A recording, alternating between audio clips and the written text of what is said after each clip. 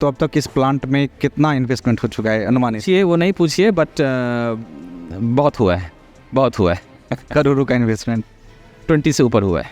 हमें लगता है पूरा प्लांट में घूमने के लिए कम से कम 1 घंटे का समय चाहिए, जितना बड़ा क्षेत्रफल है। अगर डिटेल में हम बात करें तो हाँ, लगभग लग ही जाएगा। इतना बड़ा प्लांट, यहाँ पे एशिया का सबसे बड़ा इंटीग्रेटेड मखाना प्लांट है, तो एक टूरिस्ट प्लेस तरह के लोग भी देखने के लिए आएंगे कि कितना बड़ा। वो अभी भी आते हैं, अभी भी देखते हैं बाहर से क्या बन रहा है, आके देख के जाते हैं। कि बहुत लोग आते हैं, क्योंकि कई बार मैं नहीं होता हूँ तो मेरे पीछे भी आते हैं, पीछे मतलब ऑफिस आवर्स के बाहर आते हैं, तो सीसीटीवी से हम देख रहे थे कौन आता है कौन नहीं आता है। मेरे पिताजी यहीं बेनीपट्टी के लीलाधर हाई स्कूल से पढ़े थे। भैंस पे चढ़ के जो बाकी आज के जो देखते हैं उस तरह से पढ़ाई उन्होंने की थी। उसके बाद पढ़ते पढ़ते वो काफ़ी आगे गए थे और उसके बाद वो रिजर्व बैंक में थे। अगर ये प्लांट अरेर में है, बेनीपट्टी मुख्यालय में है, तो यहाँ के स्थानीय किसानों को, स्थानीय लोगों को किस तरह से फ़ायदा मिलेगा? रोजगार से या किसानी से किस तरह से फ़ायदा देने जाता है? बहुत यहाँ प्लांट खोलने का पर्पस ही ये है कि यहाँ के लोगों को नौकरी देना। नहीं तो मैं तो दिल्ली में भी ऑफिस था, आपको पता है, मेरा फैक्ट्री वहाँ भी है। मधुबनी में 55 से 60 लाख जनसंख्या है। यहाँ पे 80 से 90 लाख लीटर पर मंथ का तेल का कंजम्पशन है। कितना मिल है? शायद एक भी नहीं। आप अपने किचन में, हमारे किचन में आप देखेंगे कि इसमें से 99.9% जो है वो सब made in out of Bihar का होता है। शायद माचिस बनता हो तो बनता हो, बट मुझे लगता है कि सब कुछ जितना पैकेट हम देखते हैं सबका सब बाहर से आता है। कितना बेच पाएंगे, कितना बिकेगा, वो बात की बात है, बट ऑप्शन तो रहेगा ना कि भाई made in Mithila, made in Benipatti, और जिसको हम लोग कहते हैं बैक टू रूट। तो लोग वापस आएंगे, हो सकता है इसे देख के और आए, चेन बने। अभी हमने शुरुआत की है, 10 लोग और आएंगे, तो पैसा क्या होगा? हमारे ही क्षेत्र में रहेगा। अभी जितनी भी कंपनियां आप देख रहे हैं, सब का सब जो है वो प्रॉफिट बाहर ले जाती है, इन्वेस्टमेंट बाहर होता है, एम्प्लॉयमेंट बाहर होता है, और हमारे ही लोग बाहर जाके काम करते हैं। वहाँ पे ना एक पर्ची दिया जाता था किसानों को, वो as good as blank cheque होता था।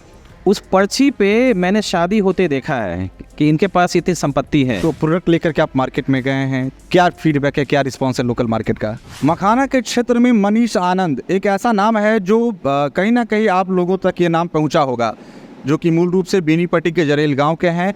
शहरों को छोड़ करके गांव की तरफ आए, और अभी जब हम जहां पर हैं वो अरेर है, जहां पर इन्होंने एक बड़ा प्लांट स्थापित किया है, जो इनका दावा है और जो वास्तविकता भी है कि एशिया का सबसे बड़ा इंटीग्रेटेड मखाना ये प्लांट है, जहां पर आने वाले समय में यूँ कहें तो चंद दिनों के बाद 27 अगस्त को विधिवत रूप से यहाँ पर बिहार सरकार के उद्योग मंत्री समीर महासेठ के द्वारा इस प्लांट का उद्घाटन किया जाएगा।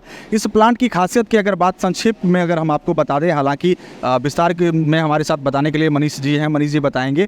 तो सिर्फ इस प्लांट से अभी 400 से 500 लोग रोजगार से जुड़ रहे हैं, और इसके अलावा इनका जो चेन प्लान है आने वाले भविष्य में, उसमें तकरीबन 5000 से अधिक एम्प्लॉयमेंट ये देने जा रहे हैं। उसके अलावा जो प्रोडक्ट्स हैं, जो खाने पीने की सामग्री है, वो मखाना से रिलेटेड बात करें या मसालों से रिलेटेड बात करें, उन तमाम चीज़ों में ये लोग हाथ आजमा रहे हैं और सफलतापूर्वक आगे बढ़ने की कवायद है। इन तमाम विषयों पर, इन तमाम जो इनका उपक्रम है, प्रयास है, इन चीज़ों पर हम सवाल लेंगे, इसका जवाब भी जानेंगे मनीष जी से। मनीष जी का सबसे पहले BNN न्यूज़ के प्लेटफॉर्म पे स्वागत है। मनीष जी, पहला सवाल आपसे कि शहर को छोड़ करके बेनीपट्टी जैसे इस इंटीरियर एरिया में आने का क्या मकसद है, और ये जो आपका प्लांट है उसकी क्या भूमिका रहने वाली है? रूट यही है हमारा। मेरे पिताजी यहीं बेनीपट्टी के लीलाधर हाई स्कूल से पढ़े थे, और जब वो बहुत छोटे थे, मतलब जब गांव में रहते थे, तो पढ़ाई लिखाई का तो बहुत माहौल नहीं हुआ करता था। आज़ादी से पहले की बात है या उन्हीं दौरान की बात है। तो वो मतलब भैंस पे चढ़ के जो बाकी आज के जो देखते हैं उस तरह से पढ़ाई उन्होंने की थी। उसके बाद पढ़ते पढ़ते वो काफ़ी आगे गए थे, और उसके बाद वो रिज़र्व बैंक में थे। तो हम लोग की पैदाइश तो पटना में ही हुई थी, born and brought up Patna थे, वहीं स्कूलिंग हुई। वहाँ से हम लोग दिल्ली चले गए थे, वहाँ से रोज़गार के सिलसिले में मैं विदेश गया था। तो वहाँ से जब मैं वापस आया तो चूँकि ऑलमोस्ट मैं एक बार गांव आया था, किसी काम से आया था। गांव में एक हमारा कुटी है, आप जानते होंगे, रमन लता कुंज कुटी है, तो उसको जीर्णोद्धार करने के लिए हम लोग आए थे। तो जब हम आए यहाँ पे तो मुझे एक ठहराव सा लगा इस धरती पे, क्योंकि कहाँ पे ये जिसको फास्ट लाइफ कहते हैं हम लोग, देश दुनिया, और कहाँ ये ठहराव, तो मुझे बड़ा अच्छा लगा फॉर ए चेंज। तो फिर कुटी बनाया, फिर घर बनाया, तो उसके लगा कि यहाँ पे अगर आना जाना नहीं करेंगे तो जो घर बना है वो भी खंडहर हो जाएगा। जैसे आप लोग देखते ही होंगे, बहुत सारा घर लोग बना लेते हैं, ताला लग जाता है, और उसमें फिर वो पेड़ पौधा इस तरह की चीज़ें जम जाती है, फिर मेंटेनेंस में ही पूरा समय निकल जाता है। तो मैं सोचा कि कुछ ऐसा आना जाना लगा रहे। तो जब मैं कुटी बना रहा था, हम लोग जीर्णोद्धार कर रहे थे, तो वहीं पे एक पोखर तालाब है वहाँ पे, तो वहाँ पे मखाना होता था बचपन में जब हम लोग आते थे। तो जब यहाँ देखा तो हमने कहा चलो मखाना में, ये बात कर रहा हूँ मैं आपको 2012, 13, 14 की बात कर रहा हूँ।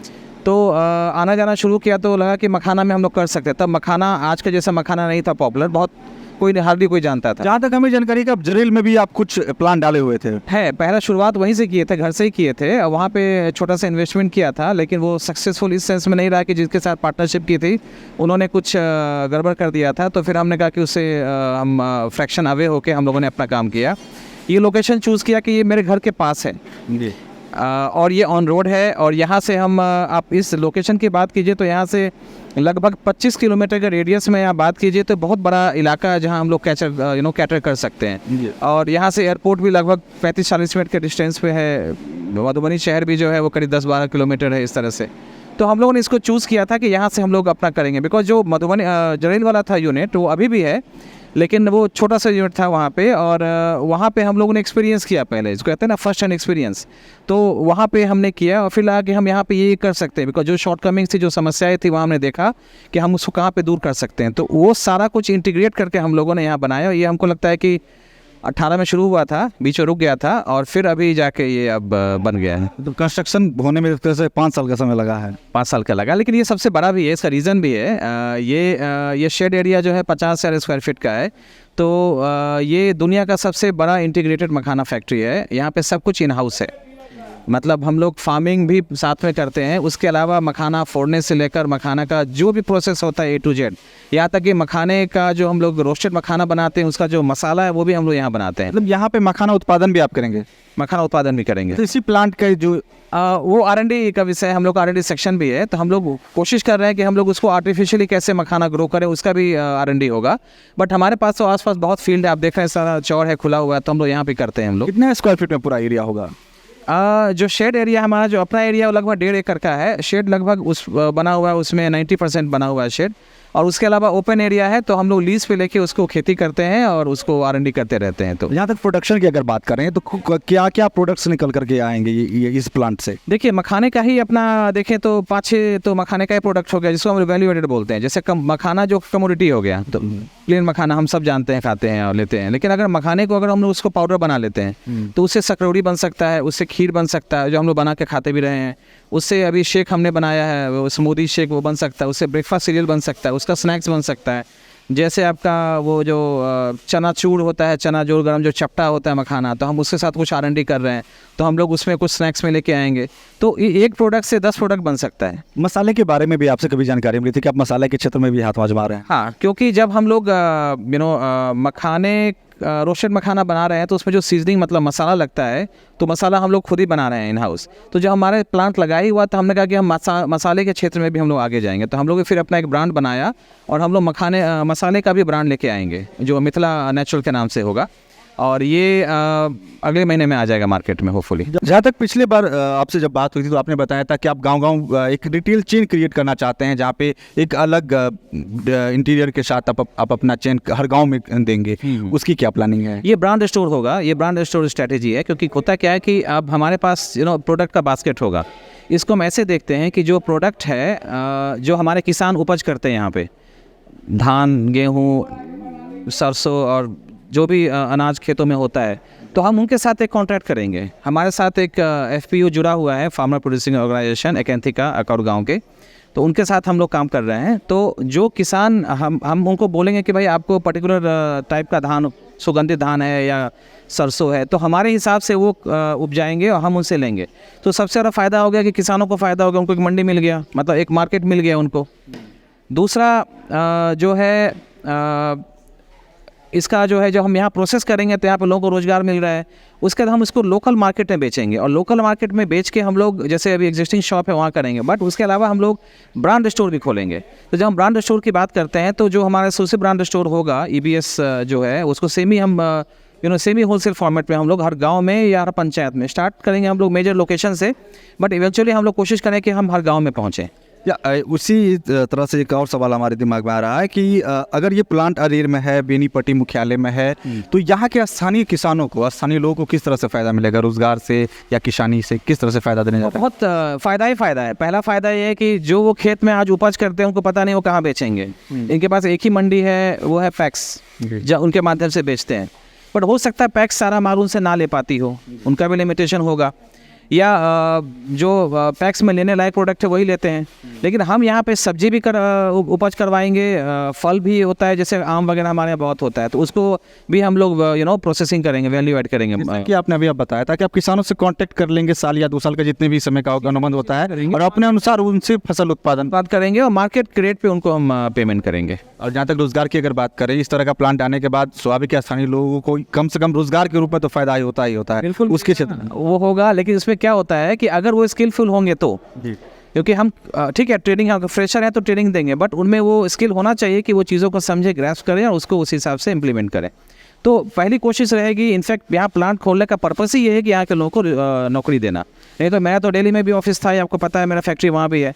यहाँ पे अपने, क्योंकि क्या होता है कि हम लोग देश दुनिया में नौकरी किए, तो बाकी जगह हम लोग काम कर सकते हैं, तो क्या हमारे यहाँ काम नहीं कर सकते हैं? हमारे यहाँ तो कोई और नहीं आएगा, हम ही आएंगे, मतलब हमारे जैसे ही लोग आएंगे जो बिहार वापस, मिथिला वापस आना चाहते हैं, अपने गाँव वापस आना चाहते हैं।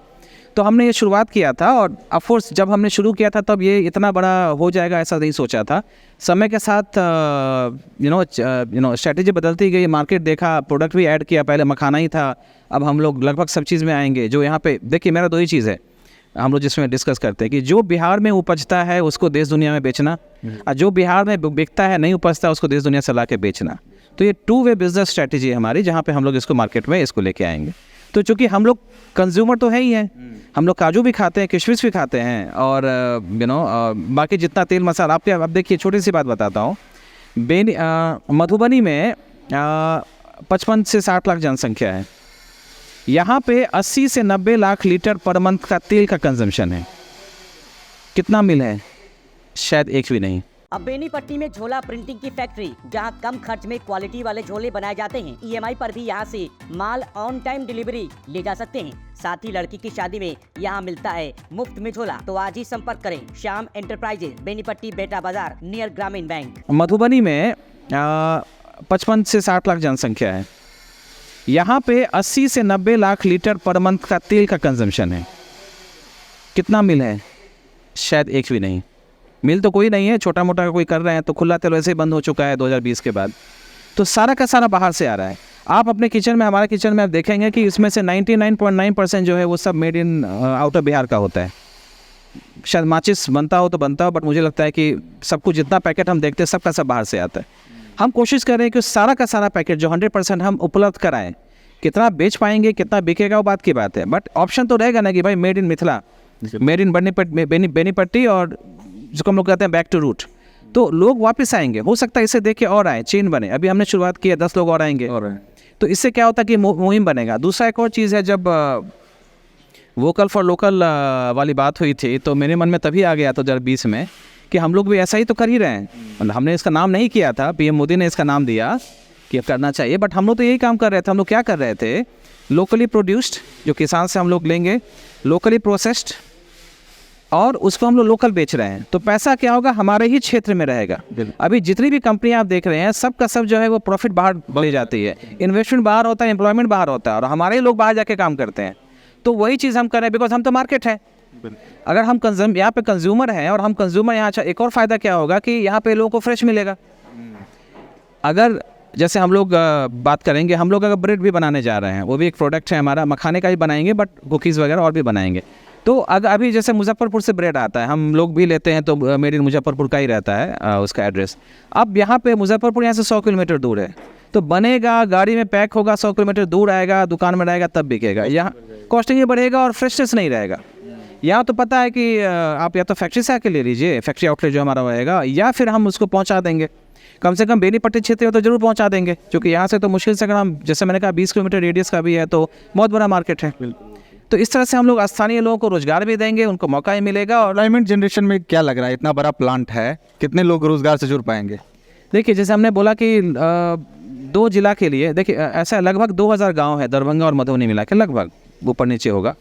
हम ये उम्मीद करते हैं कि अगले 2 साल के अंदर हम लोग उन सभी गाँव तक पहुँच जाएंगे, फ्रेंचाइज मॉडल से पहुँचे या किसी और माध्यम से पहुँचे। और हमारा एस्टिमेट है कि एक शॉप पे एक जो हमारा ब्रांड शॉप होगा उस पर 2 से 3 लोग तो होने ही चाहिए, क्योंकि हम लोग का जो कंसेप्ट है उसमें हम लोग को एक 3 आदमी चाहिए होगा। तो आप देखिएगा 2000 शॉप भी हम खोलते हैं। मैं सिर्फ 2 डिस्ट्रिक्ट की बात कर रहा हूँ अभी, ऐसा नहीं कि हम 2 डिस्ट्रिक्ट ही करेंगे। मेरे पास अगर सुपौल से इन्फॉर्मेशन आएगा कि हमको चाहिए वहाँ भी देंगे हम। तो अभी मैं सिर्फ 2 की बात करूँ तो 6000 तो ऐसे ही बन जाता है। आप उसको भी हाफ कर दिए 3000 तो बन ही गया, ठीक है। सपोज मैंने 2000 नहीं खोल के 1000 ही खोला तो ऐसे बनेगा। प्लस यहाँ पे चूँकि प्रोडक्शन में हमको चाहिए बहुत सारी मशीनरी लगी हुई है, हर मशीन पे एक स्किल चाहिए। यहाँ पे सबसे बड़ी दिक्कत क्या है कि यहाँ पे कोई रोज़गार का ऑप्शन तो है नहीं अभी, तो जो स्किलफुल भी है वो बाहर ही चले जाते हैं या बाहर से आते भी हैं छुट्टियों में, या बीच से छठ में आएंगे या दुर्गा पूजा में आएंगे। उनको वापस जाना है, सभी पेन में होते हैं वापस जाते टाइम पे, लेकिन ऑप्शन नहीं है, रुक के करेंगे क्या। तो उनको अगर ये लगता है कि हाँ बाहर भी हम सेम ऑपरेट कर रहे हैं मशीन, हम यहाँ भी यहाँ पे ऑपरेट करेंगे, तो उनको तो मौका मिल गया ना। हमारा क्या फ़ायदा है कि हमको हो सकता है 2 पैसा सस्ता में मिल जाए, उनको हो गया कि घर का पैसा, उनको भी सेविंग है, क्योंकि पता है कि भाई हम 10 किलोमीटर 15 किलोमीटर में हम अपने साइकिल से या मोटरसाइकिल से आएंगे और हम शाम को घर जाएंगे, अपने परिवार के साथ समय बिताएंगे। तो हम इस तरह से लेकर चल रहे हैं। और जितने किसान हैं वो सारे तो मेरे ग्राहक हैं ही है ना। अभी तक जो आपने प्रोडक्ट्स की बात की है, तो प्रोडक्ट लेकर के आप मार्केट में गए हैं, क्या फीडबैक है, क्या रिस्पॉन्स है लोकल मार्केट का? देखिए लोकल मार्केट में बहुत ज़्यादा नहीं है, हमने मतलब ट्राई नहीं किया है। मखाना ही रहा है हमारे पास, और मखाना का बहुत बड़ा मार्केट बिहार में नहीं है। मतलब लोग, मुझे तो ऐसा ही पता चला कि लोग कोजागरा में जो मखाना इकट्ठा होता है उनसे साल भर चल जाता है। मतलब ये भी एक कंसेप्ट समझ में आया था लोगों से। लेकिन हम जैसे वैल्यू ऐड करते हैं, जैसे सकरोड़ी का बहुत डिमांड है हमारे यहाँ। खीर अभी तो हमने मार्केट में सेल करना भी शुरू नहीं किया है इस लोकल मार्केट में। सकरोड़ी बहुत ज़्यादा बिकता है, बिकॉज सकरोड़ी बाहर में तो मतलब हम मैथिलों का ही ये व्यंजन रहा है, एक बाहर में तो अभी हुआ नहीं है ऐसा।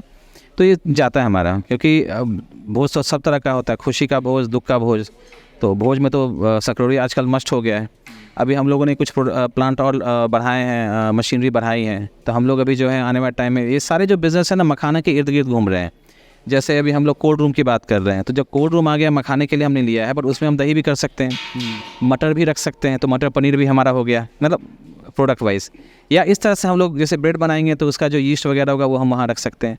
तो एक साथ जो है वो 10 वर्टिकल हम लोग लेके चल रहे हैं। मतलब कहते हैं ना, एक से जुड़ा हुआ दूसरा बिजनेस, उससे जुड़ा हुआ तीसरा बिजनेस, तो एक प्रीमाइसेस में इस तरह से आ रहा था। ऐसे हमने सोचा कि हम लोग इंटीग्रेटेड एक प्लांट बनाते हैं, और उस हिसाब से लेट होने का ये भी कारण है। और दूसरा क्या है कि हम लोग कंप्लायंस में हैं, आई मीन सब कुछ जो है वो सिस्टमेटिक होना चाहिए। जो वर्ल्ड क्लास स्टैंडर्ड का है वो फैसिलिटी हम यहाँ दे रहे हैं, उस तरह का हम लोग कंप्लायंस पे लेके जा रहे हैं कि जैसे फायर एनओसी है या वाटर एनओसी है या फैक्ट्री लाइसेंस है, बहुत सारी चीज़ें होती है कोई उद्योग लगाने से पहले, वो सारा कुछ हम लोग यहाँ पे कर रहे हैं। मनीष जी, जहाँ तक 90 के दशक की बात करें तो एक ऐसा समय था मिथिलांचल क्षेत्र के लिए कि किसान ईख परंपरागत खेती को छोड़ करके ईख की तरफ ज़्यादा थे, ईख उत्पादन करते थे और उनका सप्लाई भी था, प्रॉफिट भी था। लेकिन चीनी मिल बंद हो गए तो लोग फिर परंपरागत खेती की तरफ आ गए, धान और गेहूँ पर ही वो लोग अब निर्भर हैं। क्या लगता है कि इस प्लांट के आने के बाद आपका जो प्रयास है उसके बाद किसान मखान के क्षेत्र में ज़्यादा काम करेंगे और मिथिलांचल क्षेत्र में मखाना क्रांति देखने के लिए मिलेगी?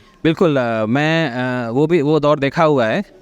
मैं 90 तक गांव आता था गर्मी छुट्टियों में, जो कि पटना में रहते थे, तो वहाँ से आना जाना होता था। तो मैं देखा हुआ ईख का जो कारोबार है और कैसे क्या बोलते हैं, कठी गाड़ी और वो जो बैलगाड़ी पे जाता था मिल तक।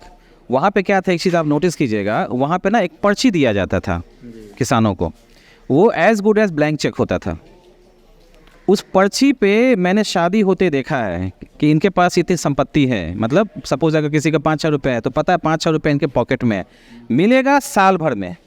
अभी भी होता है, मेरे ख्याल से गोरखपुर वगैरह में मेरे कुछ मित्र हैं बताते हैं, वो क्या होता है कि सीज़न तो एक ही बार होता है लेकिन पैसा तो सालों भर चाहिए। अच्छा, कोई फैक्ट्री अगर सब ईख ले ले तो उसका तो पूंजी खत्म हो जाएगा। वो क्या करते हैं, ईख ले लेते हैं और सबको पर्ची दे देते हैं, और उसको क्या होता है कि मंथली हिसाब से उसको EMI टाइप का बांध देते थे। अभी भी शायद वहाँ होता है, या मैं ऐसा करने की सोच रहा हूँ। तो हमने 1-1.5 साल पहले ऐसा किया था कोशिश। यहाँ पे कुछ लोग आए भी थे हमारे से, जो छोटे किसान हैं, वो साइकिल पे वो एक बोरी जो गुड़ी होता है वो लेके आए थे। हमने उनको यही बोला था, तो वो खुश थे कि हम ऐसा करेंगे। लेकिन ये अभी तक एक ही जो मखाना फार्मिंग है वो एक ही कम्युनिटी में, मधुबनी में है, मछुआरा कम्युनिटी में है। तो वो लोग पेशेंस नहीं रखते हैं कि हमको पैसा जो है हम बाद में मिले, हमको चाहिए कि उनको पैसा तुरंत चाहिए। अब पैसा मखाना जो है बहुत कीमती है। फार्मिंग की जहाँ तक बात कीजिए कि ट्रेडिशनल फार्मिंग से मखाना फार्मिंग में लगभग 200% ज़्यादा फ़ायदा है। जैसे ईख या कुसियार जो है आपका कैश क्रॉप था, वैसे मखाना कैश क्रॉप है। यहाँ पे पहले पैसा दीजिए तब माल उठाइए, बल्कि उससे ज़्यादा प्रो कैश क्रॉप है कि पहले आप खेत से या तालाब से मखाना उठाने से पहले आपको पेमेंट करना है। तो ये हिंड्रेंस भी है, ये भी रीज़न है कि इससे बहुत सारे लोग नहीं आते, बिकॉज इसमें बहुत पूंजी इन्वेस्टमेंट बहुत ज़्यादा रॉ मटेरियल में ही है, फिर उसको प्रोसेस कीजिए और बाकी चीज़ों में। तो जैसे मैं अक्सर पीछे कहता था, अभी भी कहता हूँ कि गुड़गांव या मानेसर जो है वो एक वहाँ पे मदर यूनिट था मारुति जी। उस मदर यूनिट से बहुत सारे आंसरीज यूनिट आए, छोटे छोटे, हाँ ऐसे इसके आंसरीज यूनिट आए। ऐसे ही जो है मधुबनी में हम इसको प्रोजेक्ट कर रहे हैं एज ए मदर यूनिट। मखाना तो है ही है, मखाने के अलावा जो भी आपके पास क्रॉप है आप हमें उपजा के दीजिए। शर्त एक ही है कि हमसे पहले कांटेक्ट कर लीजिए, बिकॉज हो सकता है आप हमको मोटा अनाज दीजिए जो पीडीएस में जाता है, वो हमें नहीं चाहिए होगा शायद। तो हमें जो चाहिए, चूँकि खेत तो कुछ भी प्रोड्यूस कर सकता है, तो जो भी रेट होगा, सपोज मोटा चावल का दाम 13 रुपये किलो है और अगर आप हमको कतरनी देते हैं, उसका हो सकता है कॉस्टिंग ज़्यादा है, 26 आए, 30 आए, 35 आए, 50 आए, हम आपसे वो लेंगे और वो हम लेने के बाद आपको हम उसको पेमेंट कर देंगे इस तरह से। और एक अनुमानित इन्वेस्टमेंट की बात करें तो अब तक इस प्लांट में कितना इन्वेस्टमेंट हो चुका है अनुमानित? पूछिए, वो नहीं पूछिए, बट बहुत हुआ है, बहुत हुआ है। करोड़ों का इन्वेस्टमेंट 20 से ऊपर हुआ है। तो अगर आप 27 तारीख को इसका विधिवत उद्घाटन होने वाला भी है और शायद समीर महासेठ बिहार सरकार के उद्योग मंत्री भी आएंगे, क्या प्लानिंग है, क्या कार्यक्रम का प्रारूप रहेगा? कार्यक्रम बस ये रहेगा कि मुझे तो बहुत अनुभव नहीं है यहाँ पे कार्यक्रम इस तरह करने का, मेरे बिल्कुल पहला अनुभव है, तो हम लोगों से ही पूछ के कर रहे हैं। तो जैसा लोगों ने बताया कि आपको यहाँ इनको बुलाना चाहिए तो बुलाएं। समीर महासेठ जी ने कन्फर्मेशन दे दी है तो वो आ रहे हैं, और भी कुछ लोग कन्फर्मेशन दे रहे हैं, तो वो समय के साथ हम वो भी बता देंगे। आ ही जाएगा, मैं सोशल मीडिया पे एक्टिव होता हूँ फेसबुक पे, तो वो आ रहे हैं। और ये उनके लिए भी इनफैक्ट हम ये जो है ये पूरे क्षेत्र के लोगों के लिए गर्व का विषय है कि ये वर्ल्ड क्लास फैसिलिटी जो है वो हमारे अरेर में और बेनीपट्टी ब्लॉक में बना है। ये जब पब्लिक में जाएगी ये खबर, मतलब अच्छे तौर पे कि इतना बड़ा प्लांट यहाँ पे एशिया का सबसे बड़ा इंटीग्रेटेड मखाना प्लांट है, तो एक टूरिस्ट प्लेस तरह के लोग भी देखने के लिए आएंगे कि कितना बड़ा। वो अभी भी आते हैं, अभी भी देखते हैं बाहर से क्या बन रहा है, आके देख के जाते हैं कि बहुत लोग आते हैं, क्योंकि कई बार मैं नहीं होता हूँ तो मेरे पीछे भी आते हैं, पीछे मतलब ऑफिस आवर्स के बाहर आते हैं, तो सीसीटीवी से हम देख रहे थे कौन आता है कौन नहीं आता है। तो काफ़ी लोग अभी भी आते हैं, जैसे मैंने कहा बहुत सारे कंपटीटर्स भी आते हैं देखने के लिए, बहुत सारे लोग भी आते हैं देखने के लिए और बहुत खुश होते हैं कि हमारे क्षेत्र में ऐसा है, और बोलते हैं कहीं से हम लेंगे तो हम यहीं से लेंगे, मतलब हम कहीं से लेते ही हैं तो क्यों ना हम यहाँ से लें, अपने क्षेत्र से लें। हमें लगता है पूरा प्लांट में घूमने के लिए कम से कम 1 घंटे का समय चाहिए, जितना बड़ा क्षेत्रफल है। अगर डिटेल में हम बात करें तो हाँ लगभग लग ही जाएगा। तो ये थे हमारे साथ मिथिला ग्रुप, मिथिला नेचुरल्स या मखाना के नाम से इस क्षेत्र में कई सफलतम प्रयोग कर चुके हैं और आने वाले समय में भी देखने के लिए मिलेगा मनीष आनंद जी, जिन्होंने अपने प्लांट के बारे में तमाम जानकारियां दी। आगामी 27 अगस्त को बिहार सरकार के उद्योग मंत्री समीर महासेठ जी इसका विधिवत उद्घाटन करेंगे। उसके बाद यहाँ से प्रोडक्शन, तमाम प्रोडक्ट्स जिन पर अब तक प्लांट में काम हो चुका है उसका उत्पादन शुरू हो जाएगा। और खास करके सबसे बड़ी बात, बेनीपट्टी अनुमंडल क्षेत्र की बात करें या मधुबनी जिला की बात करें तो ये अरेर गाँव में ये प्लांट खुला है, तो स्वाभाविक है यहाँ पे लोगों को रोजगार का जो विकल्प तो मिल ही रहा है। उन्होंने साफ तौर पे कहा कि अगर स्किल्ड हैं या फ्रेशर हैं तो उनको ट्रेन करने की कोशिश की जाएगी, और कोशिश रहेगी, कवायद होगी कि यहाँ के लोगों को रोजगार के साथ साथ यहाँ के किसानों को भी ज़्यादा से ज़्यादा लाभ पहुँचाया जाए। उनका जो अनाज खेतों में उपजता है उसके प्रोडक्शन में इस तरह की क्रांति लाया जाए ताकि वो बेनिफिट्स, अच्छे बेनिफिट्स में रहें। तो ये तमाम कोशिशें, तमाम कवायदों के साथ मनीष आनंद जी का एक तरह से कह सकते हैं कि सफलतम प्रयास को एक पंख मिलने जा रहा है 27 तारीख को। और मनीष जी ने इंटरव्यू से पूर्व भी बताया था कि 27 तारीख के बाद शायद ही प्लांट में विजिट लोगों को आमतौर पे मिल पाएगा, क्योंकि प्रोडक्शन जब स्टार्ट होगी तो उसका जो तमाम प्रक्रियाएं हैं उन प्रक्रियाओं का पालन करने के साथ क्योंकि हाइजीन का ध्यान रखना है, तो इन तमाम चीज़ों के बीच 27 तारीख का उद्घाटन होगा। और वीडियो के माध्यम से हम तमाम जो लोग वीडियो देख रहे हैं उनसे आग्रह अनुरोध भी करेंगे, और आप स्वयं इस चीज़ को लेकर के कहीं ना कहीं उत्साहित होंगे कि कैसा प्लांट है, घूमें देखें, तो आप आ सकते हैं। ये अरेर लोकेशन है थाने के समीप। तो फिलहाल इस वक्त इतना ही। आप देखते रहे BNN न्यूज़। धन्यवाद।